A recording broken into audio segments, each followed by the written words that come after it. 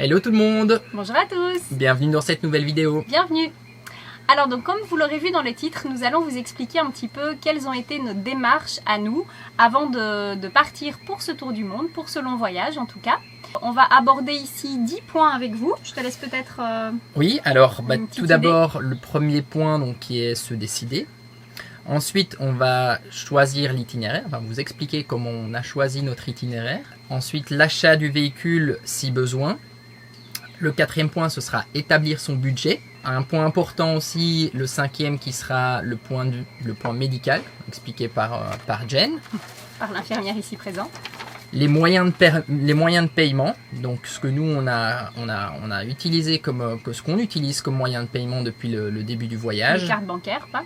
Puis la partie téléphonie et data. Ensuite, les pièces de rechange pour le véhicule qu'on a emmené avec nous. L'achat du matériel spécifique si besoin. Et le 10e point, la partie assurance. Voilà, donc ça ce sera en gros les 10 points. Avant toute chose, je tiens juste à spécifier que cette vidéo n'est pas du tout sponsorisée, donc nous n'avons aucun partenariat. Vas-y Cédric, avait envie de faire quelque chose. Non, ça va. Ouais. Eh ben non, pas ouais. Eh ben non, dommage, elle n'est pas sponsorisée. Donc voilà, pas de sponsor, pas de partenariat, c'est uniquement voilà, nos choix à l'époque avant de partir. Il faut juste, on souligne aussi que sans doute, on espère en tout cas, un jour on aura peut-être des sponsors ou des partenaires, mais vous serez tenus au courant, on vous dira, on sera totalement transparent si un jour ça arrive. C'est parti! C'est parti! Bonjour à tous, bienvenue sur notre chaîne. Nous sommes la Ambis Family. Je suis Jennifer et mon mari Cédric. Nous avons décidé de découvrir le continent américain avec nos deux filles, Violette 3 ans et Julia 12 ans, à bord de notre camping-car 4x4. N'hésitez pas à vous abonner pour découvrir la suite de nos aventures.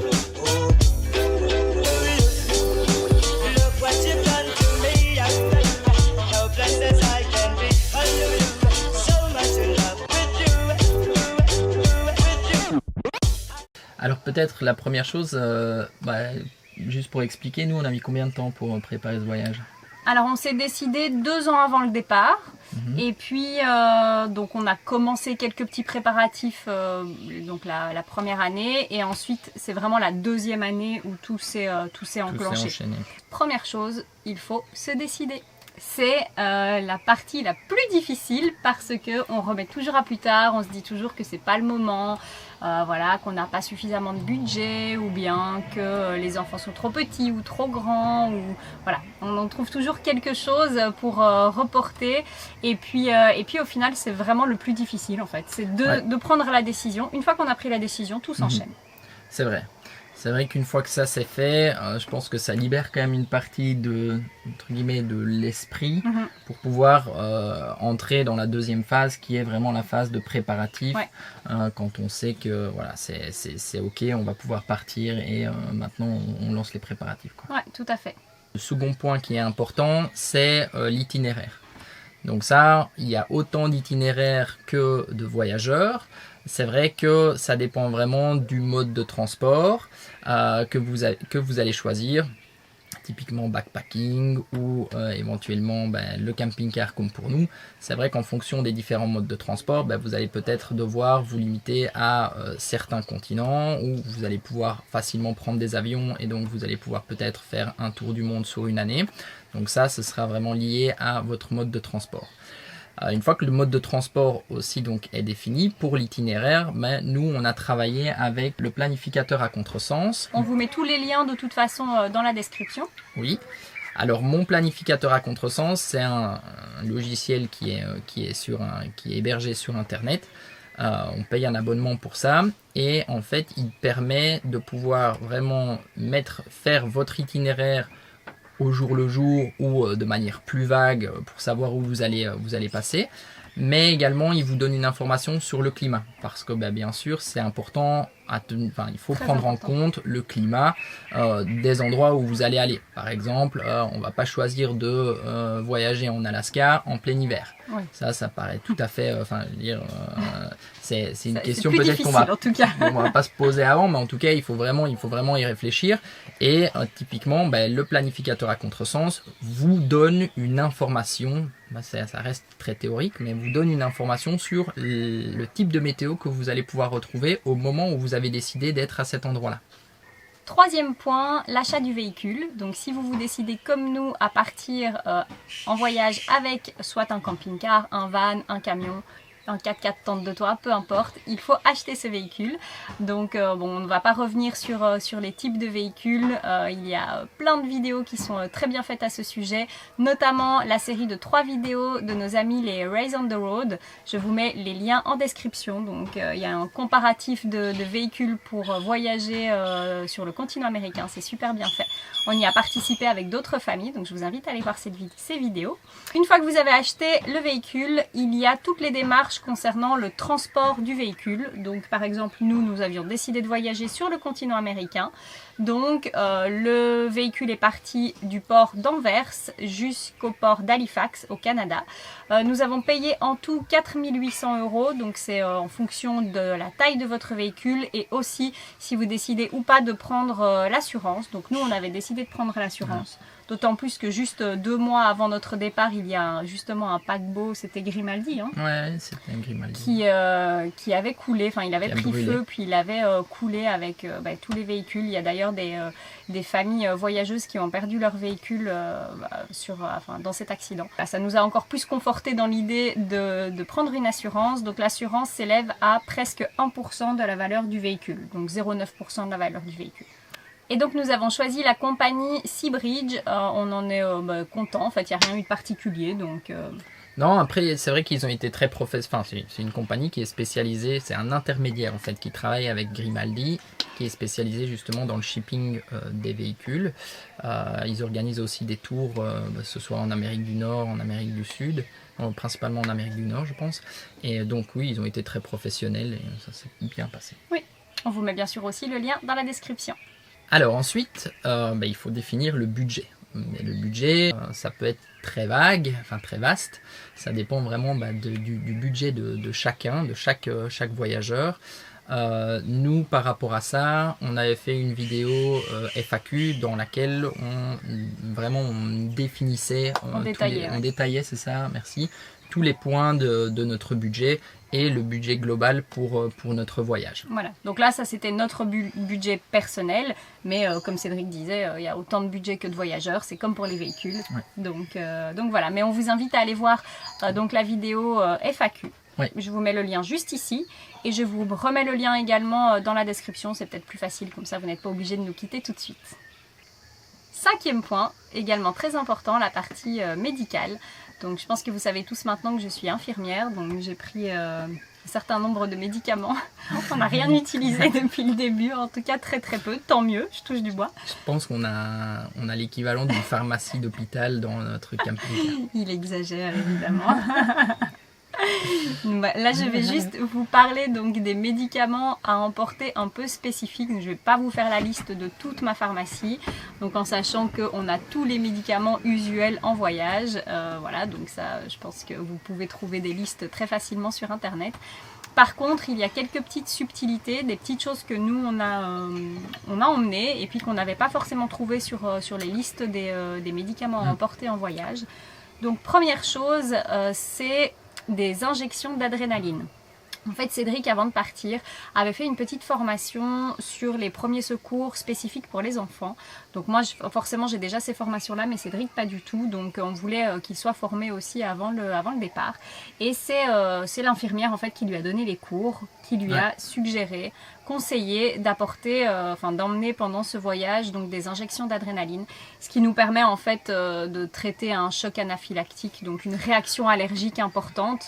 Il faut savoir que dans la famille, personne n'est allergique, mais comme elle expliquait à Cédric, voilà, une piqûre d'un insecte particulier ou un aliment, voilà, qu'on ne connaît pas, en sachant aussi que les allergies peuvent venir on ne sait pas en fait, voilà, c'est ça. Plus tard, c'est ça. On est parti du principe qu'on allait se retrouver dans des endroits qui étaient parfois très reculés, où on n'a peut-être pas d'accès aux soins, à un hôpital vraiment. Donc c'est vrai qu'on est parti de ce principe-là en se disant, ok, bah, nous si vraiment il y a un problème, est-ce qu'on peut y répondre dans première urgence, et puis après à se diriger vers peut-être un hôpital qui se trouve à 3, 4 heures, 5 heures de route où on se trouve. Oui.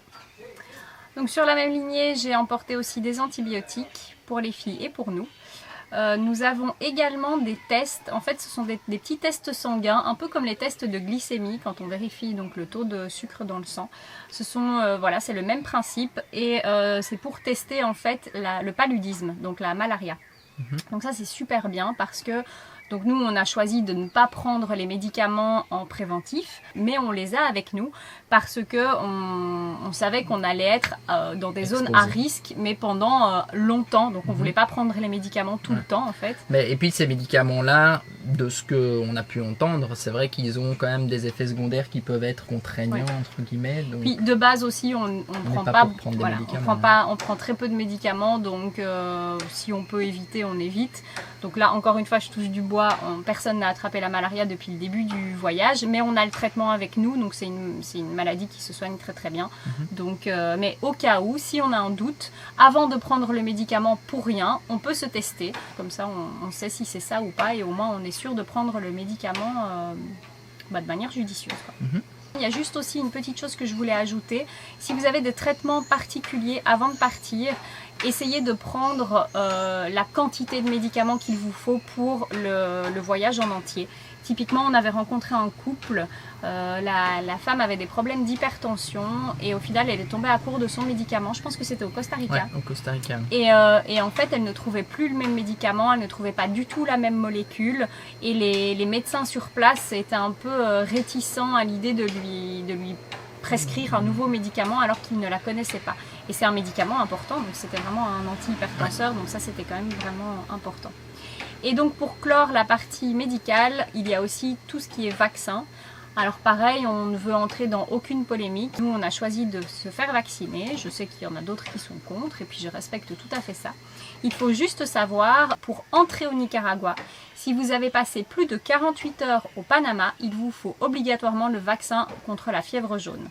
Et effectivement, c'est surveillé parce que nous, on nous a demandé notre carnet de vaccination. Donc nous, on a fait fièvre jaune, fièvre typhoïde, ça c'était un antibiotique Péros, donc c'était un antibiotique oral. On a fait aussi hépatite A et B et un dernier la rage. Donc voilà, nous on avait décidé de se faire vacciner contre tout ça. Alors, le 6e point donc, qui est important, c'est le côté, on va dire, moyen de paiement et donc plus particulièrement carte de crédit. C'est vrai que dans les pays où on se trouve, toutes les cartes ne passent pas. Bien sûr, les cartes de crédit fonctionnent relativement bien, donc Mastercard, Visa, American Express, ça fonctionne pas toujours non plus. C'est vrai que pour ça, nous, on a choisi de prendre une carte qui s'appelle la carte Revolut, qui est vraiment, en tout cas, nous, depuis le début, depuis la première utilisation qu'on en a, on trouve vraiment qu'elle est très adaptée pour les voyageurs. Pourquoi ? Parce qu'en fait, vous allez avoir un compte avec une banque qui est, je pense, basée en Angleterre. En Angleterre, oui, c'est ça. Mais en fait, vous allez avoir un portefeuille sur lequel vous pouvez mettre de l'argent. Bon, vous rechargez cette carte. C'est pas une carte de crédit pure. Donc, c'est-à-dire que c'est une carte que vous rechargez et puis vous utilisez l'argent que vous avez chargé sur la carte pour pouvoir faire des paiements. Par contre, le gros avantage, c'est que en ligne, vous pouvez changer la devise. Très rapidement, ça se fait instantanément et c'est au cours du jour sans frais. Également, on peut aussi retirer de l'argent avec cette carte à moindre frais et donc par exemple retirer facilement des dollars si on se trouve aux États-Unis. Ouais, je sais qu'il y a une carte aussi qui est un peu similaire, c'est la N26. En France, oui. Voilà, qui N26. est pas mal utilisée. Alors nous, on la connaît pas du tout, donc on ne peut pas juger, mais en tout cas, la Revolut, c'est hyper facile. Ça fonctionne avec une application, donc c'est très très mobile, donc ça c'est bien aussi. Et puis le changement de devise est instantané. C'est instantané. Quand vous le faites, vous avez de l'internet, vous le faites via l'application, c'est instantané. Vous voyez le taux de change qui fluctue en permanence. Ouais. La dernière chose qui est importante, c'est qu'il y a différents niveaux de cartes, mais la première carte, le premier niveau, donc vous pouvez avoir cette carte donc justement de crédit. Pour 0 € donc par mois, la seule chose que vous allez payer, c'est les frais de port de la carte. Ouais. C'est, je pense, 5 ou 7 euros. 7 ouais, euros. C'était en francs. C'était en donc francs. Je pense que c'était 7 francs. Donc ça doit être 5 euros, 6 euros. Et donc vous avez votre compte qui est créé et vous pouvez utiliser cette carte dès le moment où vous chargez de l'argent sur la carte. Voilà. Donc très très facile comme mode de paiement. On vous met à nouveau le site dans la description. C'est super bien fait. Donc oui. Voilà, comme ça vous aurez toutes les informations.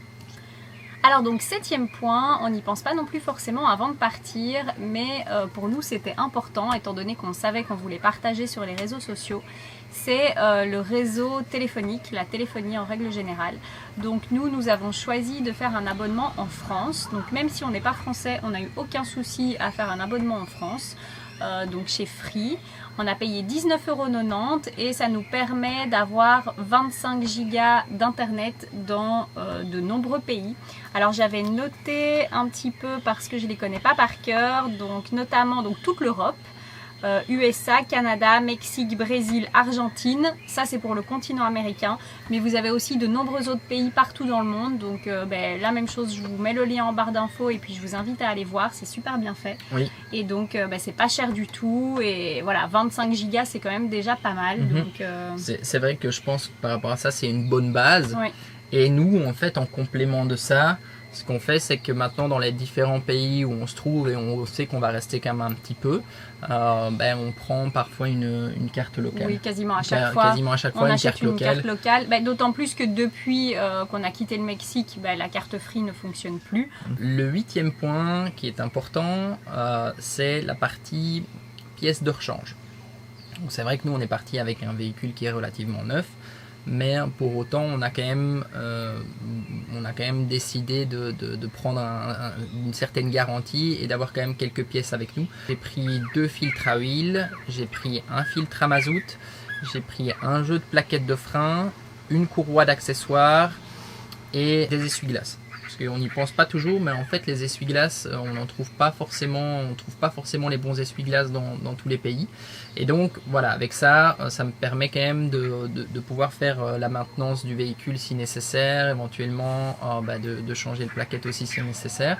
Alors donc 9e point qui était aussi important pour nous et puis qu'on n'avait pas forcément retrouvé sur les conseils de voyageurs avant de partir, c'est d'emmener un maximum des choses dont vous pourriez avoir besoin, donc du matériel, typiquement le matériel photo, vidéo, matériel de sport, par exemple Ced avait ses planches de surf, ses kitesurf, enfin voilà, selon vos besoins et vos envies. Pourquoi? Vous allez me dire, parce qu'au Canada et aux États-Unis on peut trouver par exemple absolument tout, c'est vrai, on trouve tout ça. La seule chose c'est que pendant votre voyage, forcément vos revenus sont moindres, enfin, généralement vous n'avez pas de revenus, donc pour éviter de pomper sur votre budget voyage, c'est bien en fait d'essayer par exemple pendant vos 2 années de préparation de vous équiper petit à petit. Nous on avait acheté une GoPro, on avait acheté l'appareil photo, l'ordinateur, le drone et on a fait ça petit à petit pour vraiment lisser un petit peu le budget et puis qu'on n'ait pas à acheter tout ça sur place. D'autant plus que vous allez toujours avoir des petites surprises. Nous après sur la route on a racheté un objectif, on a racheté un micro, un 2e micro et puis donc voilà, forcément tout ça ça coûte aussi un peu d'argent donc c'est bien de prévoir à l'avance. Si vous partez avec votre propre matériel, n'oubliez pas de prendre vos garanties, donc les tickets ou alors au moins faire des photos. Par exemple là, nous on a le problème avec la GoPro. J'ai utilisé la GoPro à un certain moment et elle est tombée en panne. Et j'ai contacté GoPro. Donc j'avais acheté cette GoPro en Suisse à Lausanne. J'ai contacté GoPro qui m'a dit qu'il pouvait la réparer, faire quelque chose pour nous. Par contre, effectivement, ils avaient besoin du ticket de garantie. Malheureusement, ce ticket, il est resté en Suisse et j'ai pas pour l'instant la preuve de paiement de la GoPro. Je vais la voir quand on rentrera. Mais voilà, c'est une erreur entre guillemets de ma part de ne pas avoir pris la preuve de paiement de la GoPro pour pouvoir faire valoir la garantie quand on est en voyage. On apprend de nos erreurs, donc tout ça pour vous dire que prenez vos tickets avec, ça ne prend pas du tout de place. Le 10e et dernier point, ce sont les assurances. La première assurance, c'est l'assurance personnelle pour la famille en cas de problème ou de maladie. Alors pour ça, nous on a décidé de travailler avec Shapka qui propose une assurance, je crois que c'est l'assurance Adventure, qui couvre aussi bien donc le monde, mais la partie également Nord, Amérique du Nord, avec un léger supplément parce que les frais sont très chers en Amérique du Nord, les frais de santé. Oui, il faut savoir que si vous voyagez soit aux États-Unis, au Canada ou au Japon, il me semble, pour toutes les assurances internationales de ce type, vous aurez un supplément. Parce que les soins de santé sont beaucoup plus élevés dans ces pays-là, donc ils demandent un supplément. Puis nous, c'était le cas, on passait tous nos premiers mois de voyage au Canada et aux États-Unis. Oui, avec une franchise, je pense, qui reste très raisonnable. On est à 50 € de franchise. Ça reste très intéressant. Et je pense que là, on est obligé d'avoir une assurance pour voyager dans ces pays-là. Donc nous, on a décidé de voyager avec Shapka. Pour vous donner un ordre d'idée en termes de prix, pour nous 4, donc pour l'année complète, donc pour 13 mois d'assurance, on a payé 2650 €.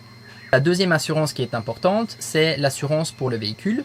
Donc à savoir que quand vous allez voyager, pour certains pays, ce sera assez facile. Quand vous allez rentrer dans le pays, vous allez avoir l'obligation de prendre l'assurance à la douane. Pour d'autres pays, par exemple, comme les États-Unis et pour le Mexique, et le Canada également, on peut travailler via des assureurs en ligne, donc souscrire une assurance avant de partir. Là, vous recevez votre police d'assurance par mail et ça vous permet de pouvoir voyager dans le pays avec votre véhicule. Oui, c'est assez compliqué.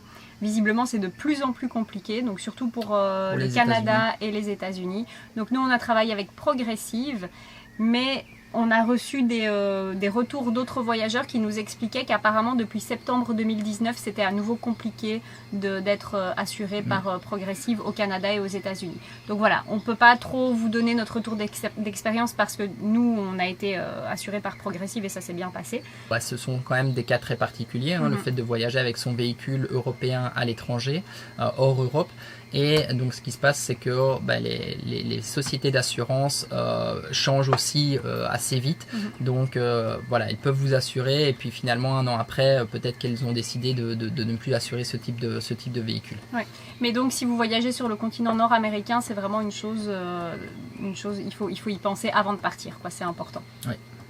Et puis juste encore une dernière chose, on n'a pas eu recours à aucune de ces assurances. Donc là, on vous donne juste notre retour d'expérience en sachant ce que nous, on a choisi. Donc Shapka et puis Progressive pour l'Amérique du Nord. Mais on a, encore une fois, je touche du bois, pas eu d'accident et on n'a jamais eu de problème de santé. Donc on ne peut pas vous dire comment ça se passe après en cas de sinistre. C'est ça. Ça c'est important. Ouais. La procédure, on la connaît. Voilà, on la connaît. On n'a pas testé. On espère que la vidéo vous a plu, qu'on a pu répondre à quelques-unes de vos questions, de vos interrogations si vous êtes sur le point de vous décider pour partir à l'aventure. En tout cas, on vous le souhaite. Oui, alors laissez-nous vos commentaires, on est toujours ravis de les lire et c'est toujours très intéressant pour nous aussi d'avoir ce retour. Un petit like aussi si la vidéo vous a plu et puis on vous dit à bientôt pour la suite de nos aventures. À bientôt. Bisous. Salut.